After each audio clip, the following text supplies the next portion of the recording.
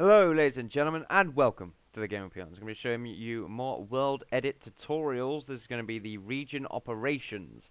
This one is probably one of the exciting parts of WorldEdit, where you can pretty much add, replace, do pretty much anything like that with your WorldEdit region selections. I've showed you in the previous WorldEdit tutorial video how to select, modify, expand, include, all that cool stuff with your regions. Now I'm going to tell you how to actually put those region selection methods to use.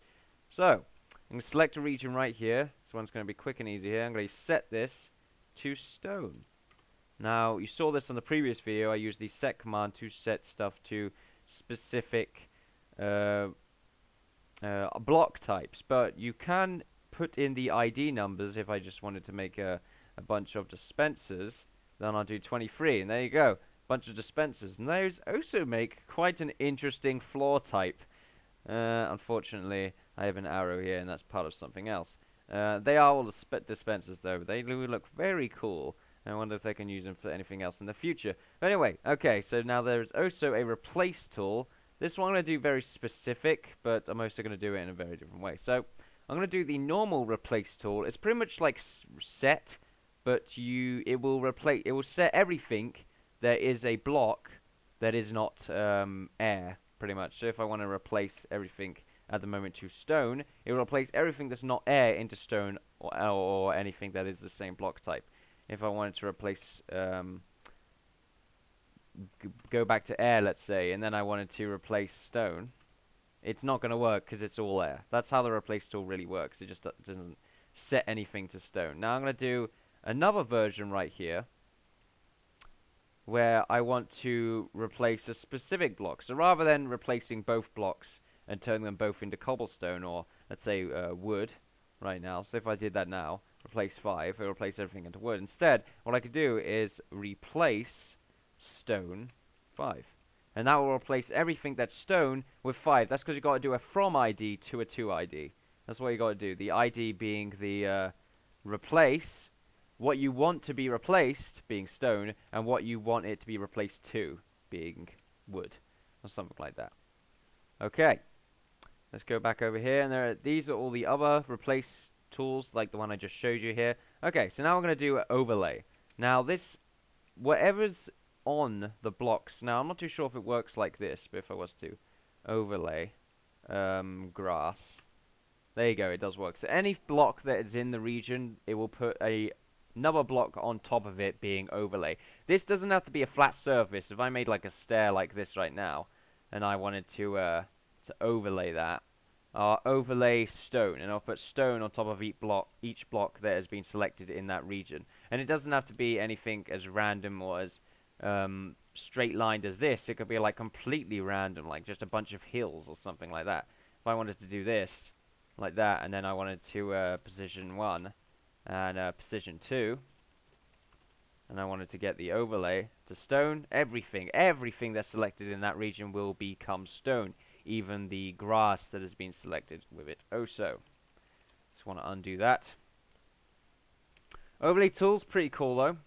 You can use it if you want to decorate a mountain or specific hillside to a certain block type that you really want. It doesn't have to be stone. Once again, it can be done with an ID, overlay 5.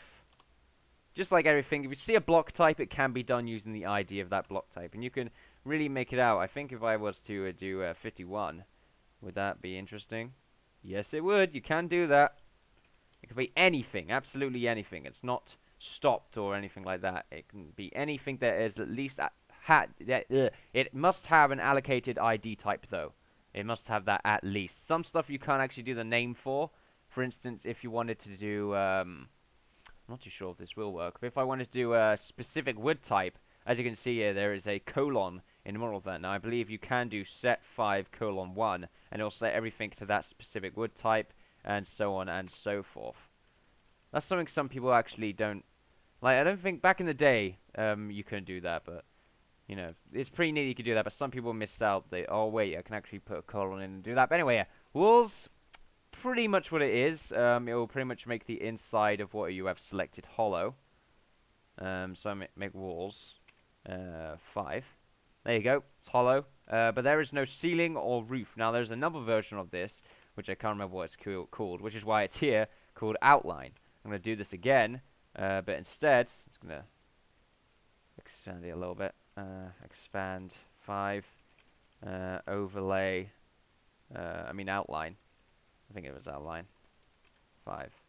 And there you go. It's completely hollow on the inside, but it's hollow by 1 block. It's always hollow by 1 block. I have no idea if you can actually change it to... I have no idea if you can change the thickness or anything like that, but that's how you do that. Now, the smooth tool, it's going to be kind of difficult to show you how to do the smooth tool here, actually. So, if I was to H sphere, I think it's H sphere. And if I wanted to do wood, actually no, I'll do grass 10.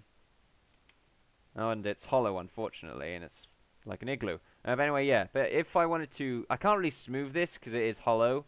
It's probably because I did H sphere. My bad. If I wanted to undo that. But anyway, if I wanted to do this, so let's just go back and let's make this smaller actually because it was a bit too big. Okay, there we go. Let's probably want to get out of that. Okay, there you go. We got our sphere right here. If we want to like, oh, it's not smooth enough. What we can do is we can select the region. Position 1. And then position 2. Not too sure if it's going to make this smooth, but anyway. You keep doing that and it makes it smooth depending. It's not the best example, but it pretty much makes it smooth depending on what type of environment it's in. Basically, if you want to make like a really smooth-sided mountain, you can do that because it pretty much aligns everything. That's what the smooth tool does, rather than have it be all random or generically placed. Okay, then it's the region. I can't remember what this one does actually. I think it's meant to regenerate. Yeah, there you go. So what was previously meant to be there, being air, whatever was spawned in at first is remembered by WorldEdit, and then if you was to do, being that okay, everything that was previously generated, first time generated into the world, will be remembered by WorldEdit and then saved, so that if you did regen, it would spawn whatever it was that was generated in first and replace whatever was within the region. So if you wanted to get a plot of land back because you're like, this doesn't look very good, I'm gonna turn it back to what it previously looked like when I destroyed half of it, then you could use the regen tool and get it back to what it previously was like. The move tool, you've seen me use this move tool in the previous tutorial. Gonna move this entire area by 5 blocks, and I'm not too sure if it will move. It doesn't move it, it just breaks it, so yeah. Because the thing is, the move tool doesn't move the region, it only removes the block, moves the block. So the region's still the same. In fact, if I did the move tool again, and then I put this block here, and moved it by 1. There you go. The region is still the same, just the block has changed the position. Okay, and stack's a pretty neat one. If I wanted to select this, or actually I could do a specific version here. Let's make a cylinder. Okay, so if I wanted to stack this cylinder, so it was sort of a towery shape, then I will stack by 5. I looked in the wrong direction. I forgot I was directional. Anyway, stack by 5. There you go. That's pretty neat, though. I didn't know it was directional. Well, it's a thing. That's what I can tell you. But anyway, always learning. That's pretty neat. But anyway, yeah, these are all the region operations, all the funny things that you can do with WorldEdit within the regions. You can make them work with each other, but basically you're meant to kind of use all of them to get the perfect effect of what you're trying to build. This could be anything, though. Once again, I've said this time and time again. I'll keep saying it till the day that I die. WorldEdit doesn't make something look good. It generates it in so that you can use its various tools and your own knowledge in order to create it. That's sort of an extended version of what I've usually say. It doesn't make a wall look good. That's what I usually say. That's it. It makes the wall, okay, but it doesn't make it look nice. It can help you, though.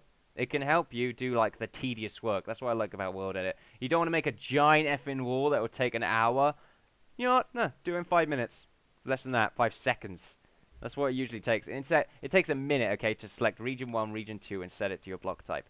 Now, what else you can also do with this is a bunch of stuff that I'm going to be showing you in other tutorial videos. These will be shorter videos, but I'm going to be showing extended versions of how you can use most of these tools to their specific power, if you will, to the best of their abilities. But anyway, yeah, so this is a region operations video. If if you feel like you've been enlightened, you feel like, yeah, I can get in there. What I recommend is that you keep learning how to use this WorldEdit tool. You make some interesting designs. This is primarily to make, the more laborious stuff like walls and stuff like that.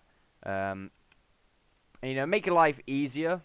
Generally, it's generally just there to make your building experience much easier rather than placing everything block by block and removing everything block by block and stuff like that. Instead, you got WorldEdit to do it for you. But anyway, if you enjoyed this little tutorial here, like, favorite, subscribe, all that good stuff, and I'll see you guys in the next tutorial or something like that. Bye bye.